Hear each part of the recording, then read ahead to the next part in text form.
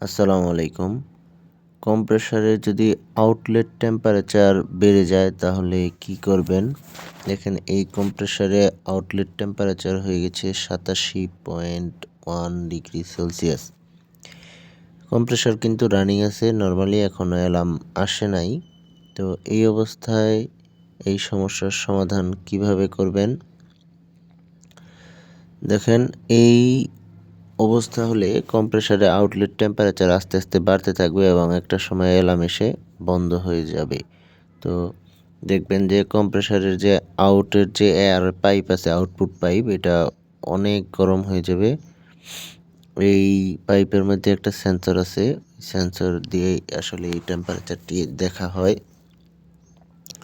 তো এই সমস্যার সমাধান করার জন্য আপনাকে যেটা করতে হবে সেটা হচ্ছে কম্প্রেসরের যে ইনপুট এয়ারের লাইন আছে, মানে যেদিক দিয়ে এয়ারটা টানতেছে আর কুলিং সাইড, এটা দুইটাই আপনার ব্লক হয়ে গেছে। এই জন্য কম্প্রেসরকে সুন্দর করে ক্লিন করতে হবে। কম্প্রেসরের যে রেডিয়েটর সাইডটা আছে, ওই রেডিয়েটরগুলোকে খুব ভালোভাবে পরিষ্কার করতে হবে। পরিষ্কার করলেই দেখবেন আস্তে আস্তে এই টেম্পারেচার কমে যাইতেছে। দেখেন এখানে আমি কম্প্রেসরের রেডিয়েটর পরিষ্কার করছি, পরিষ্কার করার সাথে সাথে এই টেম্পারেচার কমে যাবে। এই টেম্পারেচারটা সাধারণত 40 থেকে 60-এর মধ্যেই থাকে। যখন এই টেম্পারেচার যখন এই রেডিয়েটরগুলো আস্তে আস্তে ব্লক হইতে থাকবে, তখন আস্তে আস্তে এই টেম্পারেচারটা বাড়তে থাকবে। বাড়তে বাড়তে এক সময় 100 হলে এটা কিন্তু অ্যালার্ম এসে পড়বে, অ্যালার্ম এসে কম্প্রেসর বন্ধ হয়ে যাবে। তো কম্প্রেসরকে ভালোভাবে পরিষ্কার রাখবেন, পরিষ্কার রাখলেই এই সমস্যার সমাধান হয়ে যাবে।